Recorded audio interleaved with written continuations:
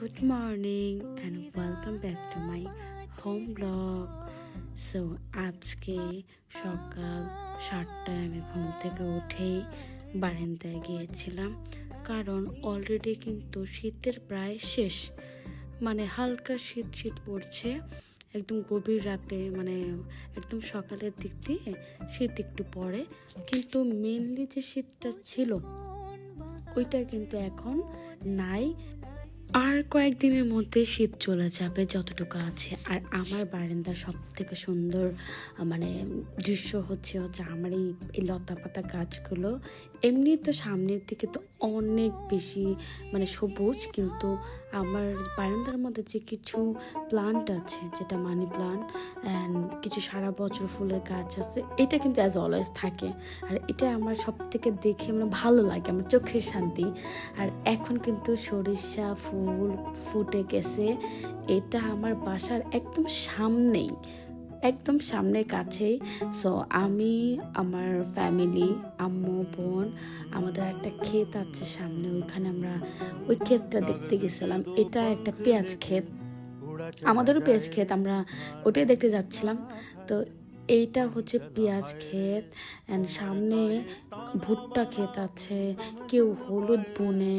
আসলে আমাদের যে এই এলাকাটায় সবাই না সবজি চাষ করে, মানে শীতকালীন এই যে কলই শাক, তারপর ছেই, গাজর, নানান ধরনের।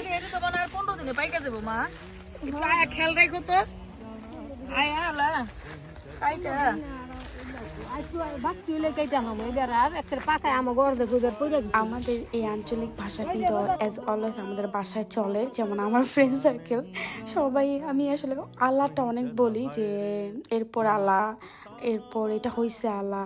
তো এটা না চলে আসে, কারণ আমার ফ্যামিলি এটা এইসব এই ভাষায় কথা বলে। তো এটা আমাদের যে বললাম না, মুখের ভাষা, আঞ্চলিক ঘরের ভাষা।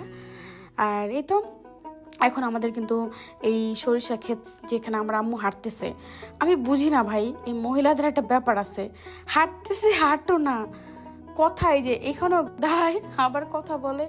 এই অবস্থা, মানে 1 ঘন্টা এই ক্ষেতের মধ্যে গেছে এই রোদে। বাট এই শীতকালীন রোদ তো এতটা গায়ে লাগে না, মজাই লাগে, কারণ টাটকা রোদ।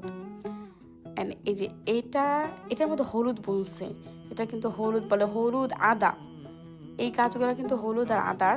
এর আগের বার আরো সুন্দর ছিল, সবাই ভুট্টা লাগিয়েছিল পুরো ক্ষেত ভরে।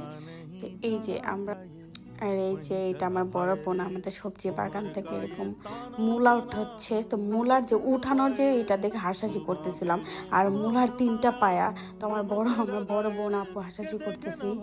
এটা কিন্তু আমাদের ছোটখাটো একটা সবজি ক্ষেত বলতে পারেন বাসার সামনে। আমার আম্মা আব্বু এমন কোনো সবজি গাছ নেই লাগায় নাই, মূলা থেকে শুরু করে ফুলকপি, পাতাকপি, মানে কাঁচামরিচ, লাউ, পুঁই শাক, তারপর মেথি শাক, দেন আরও অনেক কিছু, পালং শাক, ধনে পাতা, আমি এতটা নামও বলতে পারবো না। পেঁয়াজও লাগাইছে, রসুনও, আদাও।